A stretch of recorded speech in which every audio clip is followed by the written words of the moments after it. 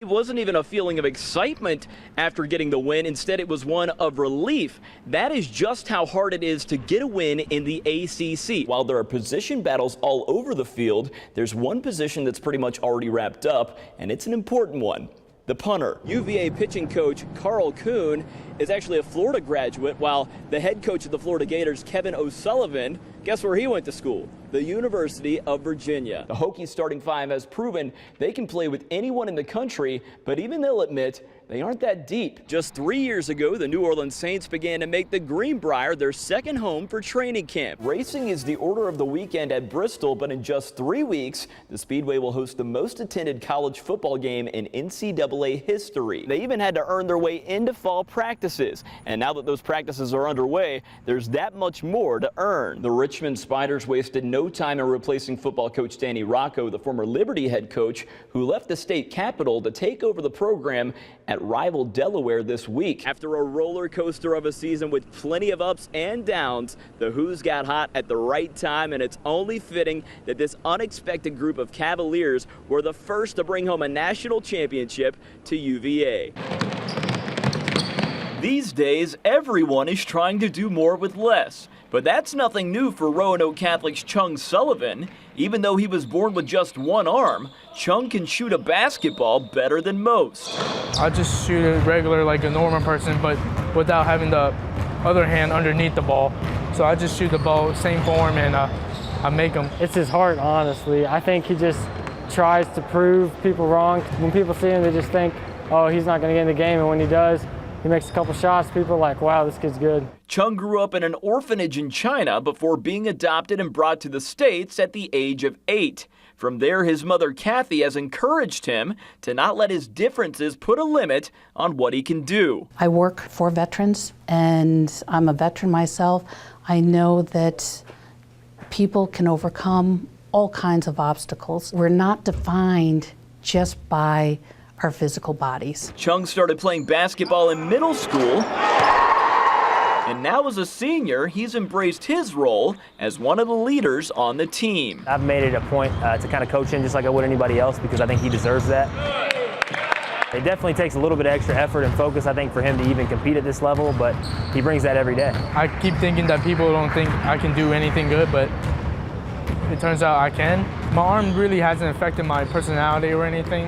I just follow through my heart and then go on with my life. A follow-through that Chung has down to an art.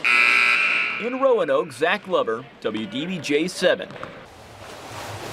On most days, this is where you can find Doug Fonder. Dropped your hip some. Coaching young swimmers like 17-year-old Khalil. Okay, 2 more. At either the indoor or the outdoor pool, his permanent rasp is a testament of the countless lessons he's given over the last 47 years. A coach's role is to make every athlete you're with the best they can be. I get to the goal that I got to just by listening to him because he believed that I could do it when I think I couldn't do it. But his coach's belief in his abilities didn't begin in the swimming pool.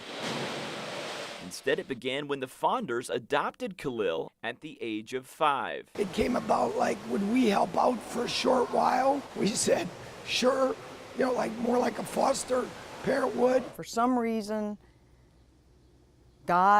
somebody just thought, you know, this little boy needs a home. We have 5 grown kids. We had just put our last one in college. We went from going to Outback for dinner to McDonald's again, so that's for Happy Meals. All of a sudden it built into, you know, forever. While Khalil may have grown up looking different from the rest of his family, he says it's all the same to him. I didn't see it any different from having black parents from white parents. It didn't really make a difference. There aren't differences.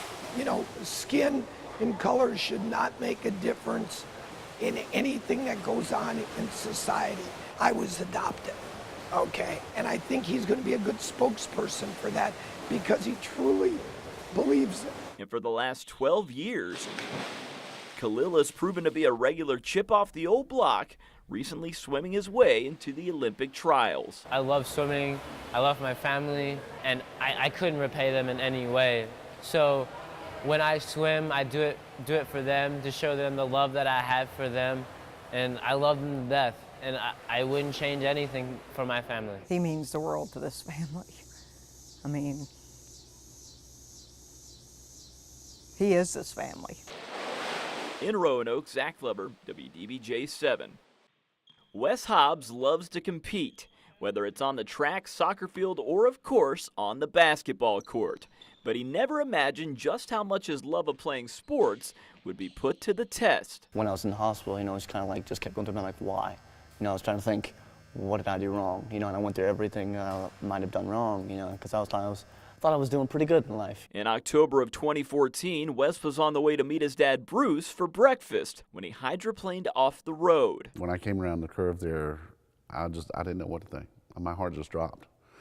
And they wouldn't let me go close to the car. The state patrolman kept me back. And I just wanted to let him know that I was there. I kept hollering at him, to let him know that I was there. Ended up hitting a tree on the front left side of the car, and it scooted over, trapped my leg in there. I don't really remember much. After being trapped in the vehicle for 40 minutes, Wes was airlifted to Carilion Roanoke Memorial Hospital. He suffered 22 total fractures in his face, severe lacerations on his shoulder, a broken femur, and a completely shattered lower left leg.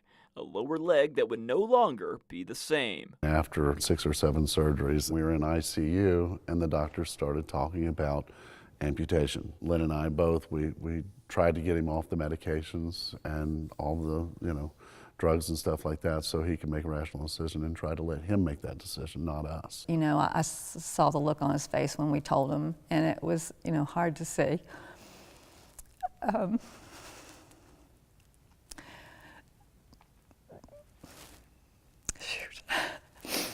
But after the initial shock of potentially losing a limb, the answer became clear to Wes. If I kept it, I'd be able to walk around, semi-normally. It would look normal somewhat, but I wouldn't be able to play sports.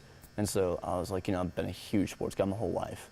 So I was like, well, there's only one option here, guys. The decision to amputate eventually led Wes back to Roanoke and Virginia Prosthetics, where he would be helped by those who know exactly what he's been through, including his personal practitioner, Doug Smiley. This particular unique situation, I have a lot of experience because I was a traumatic victim myself. So, with a prosthesis, life changes, but life is not over. You gotta improvise, adapt, and overcome.